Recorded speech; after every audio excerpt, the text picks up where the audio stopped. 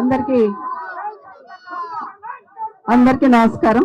వేదిక మీద ఉన్న గౌరవనీయులు మాజీ మంత్రివర్యులు హరీష్ రావు గారికి, అదేవిధంగా కౌన్సిల్లో ప్రతిపక్ష నాయకులు మత్స్యంచారి గారికి, గౌరవ మాజీ మంత్రివర్యులందరూ వచ్చున్నారు.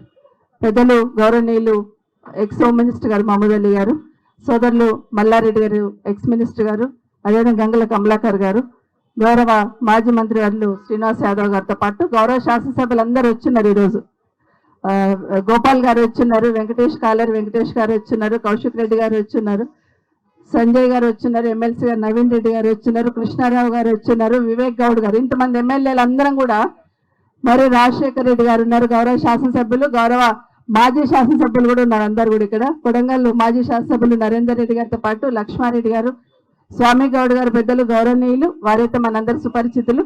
వారితో పాటు వేదిక మీద ఉన్న మాజీ శాసనసభ్యులు భూపాల్ రెడ్డి గారు, వీళ్ళందరూ ఎందుకు చెప్తున్నానంటే, ఒక్క మాట, ఈ రోజు మేము ఇక్కడికి వస్తున్నామని నిన్న టీవీలో హరీష్ రావు గారు అనౌన్స్ చేసినప్పుడు ఉదయం 8:30 వరకు తెలంగాణ భవన్ లో ఉన్నారు. వీళ్ళందరూ భరోసా ఇవ్వాలి, మన బాధ్యత, ఖచ్చితంగా వెళ్ళాలి ఐదర్శకోట అని చెప్పి మీరందరూ ఇక్కడికి వచ్చి మాకు అందరికీ వీళ్ళందరికీ ధైర్యం ఇచ్చే ప్రయత్నంలో వచ్చిన ప్రతి సోదరుడికి, ప్రతి నాయకుడికి ప్రత్యేకంగా ధన్యవాదాలు.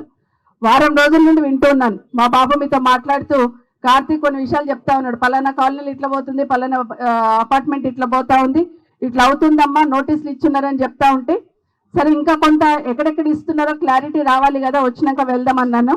కానీ నిన్న మీరందరూ కూడా 6 గంటల వరకు తెలంగాణ భవన్కి వచ్చి మీరందరూ కూడా మీ ఆవేదన ఏదైతే చెప్పినారో, కేసీఆర్ గారు నాయకత్వంలో ఆదేశంతో గౌరవ హరీష్ రావు గారు అందరం కూడా అక్కడికి రావడం జరిగింది. మీరందరూ గట్టిగా ఏ విధంగా అయితే అంతవరకు వచ్చున్నారు, తెలంగాణ భవన్ వరకు వచ్చి గట్టిగా మీ వాయిస్ వినిపించే ప్రయత్నం చేస్తున్నారు. ఖచ్చితంగా ప్రభుత్వంలో కొంచెం కదలిక వచ్చింది. ఇద్దరు ఆఫీసర్లు వచ్చి ఒక మీటింగ్ పెట్టి చెప్పే ప్రయత్నం చేశారు. కానీ అది సరిపోదు, మనకందరు కూడా సరిపోదు.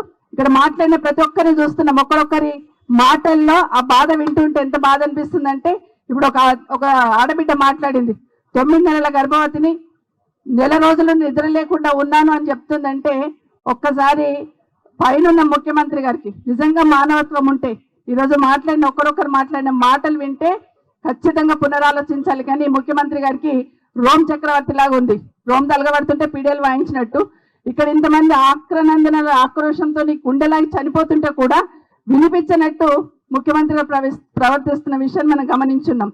నా రిక్వెస్ట్ వల్ల మీకు అందరికి ఒకటే, ప్రతి కాలనీ నుండి ఇప్పుడు మీరు మాట్లాడున్నారు కదా, గట్టిగా నిలబడండి, గట్టిగా ఉండండి, ఐకమత్యంగా ఉండండి, పోరాటం చేద్దాం. మీ ఇళ్ళకి దక్కదలకుండా చూసుకుంటాం. కానీ అందులో ఎవరో ఒకరు అటు ఇటు పోయింది అనుకోండి, వాళ్ళ స్ట్రాటజీ ఏంటంటే, మేము కన్విన్స్ చేసి తీసుకుంటాం అనే లెవెల్లో మాట్లాడుతున్నారు. దయచేసి ఒక్కరు హీల్డ్ అయినా మొత్తం అందరికీ దెబ్బ తగులుతుంది. కాబట్టి మీరు ఐకమత్యంగా ఉండి కొట్లాడితే ఒక్కరు కూడా మీ దగ్గరికి రాలేకపోతారని మాత్రం దయచేసి గుర్తుపెట్టుకోమని చెప్తున్నాను.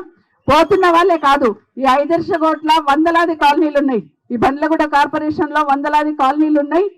దయచేసి అందరు కూడా వీళ్ళ ఆవేదనను అర్థం చేసుకుని వీళ్ళకి సపోర్ట్ చేయాల్సిన అవసరం ఉందని మాత్రం మిగతా వాళ్ళకు కూడా విజ్ఞప్తి చేస్తున్నా. మాకెందుకు, మాకు రాలే కదా, వాళ్ళకి కదా తగిలింది, మేము బాగానే ఉన్నామని కాదు. నిజంగానే ఇట్లా ఒకరొకరిని మనం కాపాడుకోకపోతే భవిష్యత్తులో మనం కూడా కొట్టే ప్రయత్నం చేస్తూ ఉంటారు. కాబట్టి దయచేసి అందరం సపోర్ట్ చేసి ఖచ్చితంగా మీరు ధైర్యంగా ఉండండి.